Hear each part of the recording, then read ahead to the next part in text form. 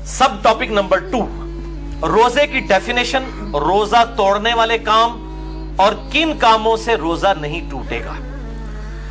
मेरे भाइयों, अस्सौम अरबी जुबान के अंदर कहते हैं रुक जाने को, किसी काम से रुकने को, और शरीयत की इस्तिलाह में तुलुए फज्र यानी खत्म सहरी, फजर का वक्त दाखिल होने से लेकर गुरूब आफ्ताब तक नफसानी ख्वाहिशात और खुसूसन खाने पीने से और बीवियों से इज़्दवाजी ताल्लुक कायम करने से रुक जाना, यह कहलाता है अस्सौम, रोजा।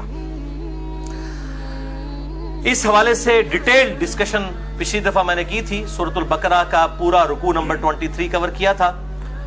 अब रोजा जो है वो किन कामों से टूटता है, उस हवाले से सूरतुल बकरा की आयत नंबर 183 से 188 में 187 नंबर आयत के अंदर मैंने पिछली दफा डिस्कशन की थी, जिसका नतीजा यह है कि मेनली 2 चीजों से रोजा टूट जाएगा।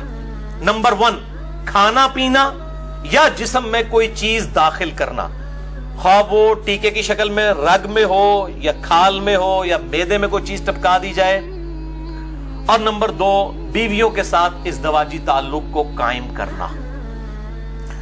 और सही बुखारी में इसको सपोर्टिव एक तालीकन रवायत मौजूद है, जिसकी सही इस्नाद अल मुसन्नफ इब्न अबी शैबा में और बाकी किताबों में आपको मिल जाएंगी।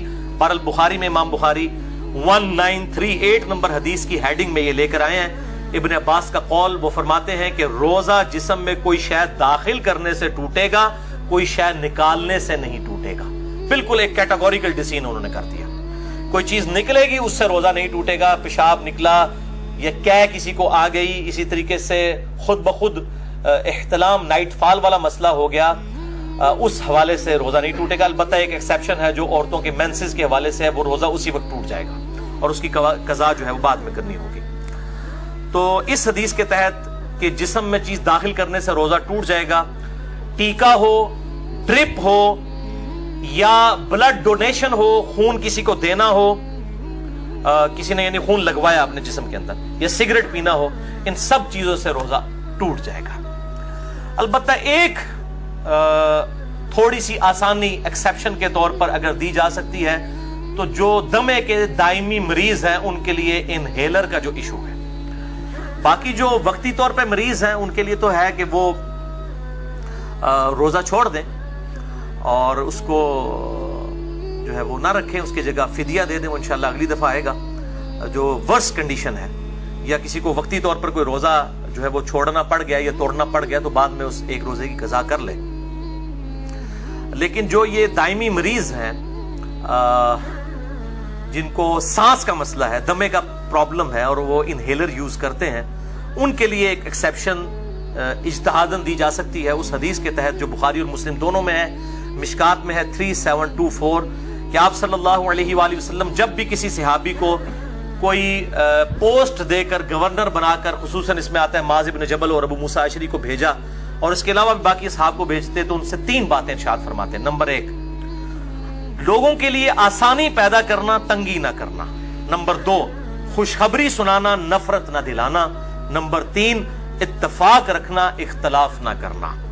लेकिन ये इत्तफाक जो है वो झूठ की बुनियाद पर नहीं होना चाहिए, इल्मी दलाइल की बुनियाद के ऊपर। ये ना हो कि वो इत्तफाक के चक्कर में आप तौहीद के ऊपर भी, खत्म नबूवत के ऊपर भी कंप्रोमाइज कर लें। ये वो इत्तफाक नहीं है, वो फसाद है। तो इस हदीस के तहत इनहेलर वाला जो इशू है, इसके ऊपर उलमा की 2 राय हैं, और मैं भी ये समझता हूँ कि जो उलमा कहते हैं कि रोजा नहीं टूटता, वो राय ज्यादा मजबूत है, क्योंकि एक परमानेंटली एक बंदे के साथ इशू लगा है। और अगर वो कहते हैं रोजा टूट जाता है, फिर जिन लोगों का ये मौकिफ है कि इनहेलर से रोजा टूटता है, उनको फिर बिल्कुल मैदान अमल में उतर के ये कहना चाहिए कि जो दमे के मरीज और इनहेलर यूज करने वाले मरीज हैं उन पे रोजा फर्ज ही नहीं है, वो सिर्फ फिदिया दिया करें, तो फिर उनका इज्तिहाद मुकम्मल होगा। मैं उनके साथ हूं, जुरत करें ये कहें फिर कि उन पे रोजा नहीं, जुरत करके कहें ना। जब वो इनहेलर वाला इशू है तो वो कभी भी रोजा नहीं रख सकता, क्योंकि उसके साथ प्रॉब्लम रहता है कंटिन्यूसली। तो यही कहें कि फिर वो रोजा ना रखे, फिदिया दे, तो बिल्कुल ये इज्तिहाद भी एंडोर्स होगा, इसके ऊपर कोई फतवा नहीं होगा अगर कोई इज्तिहाद के साथ ये मामला करता है।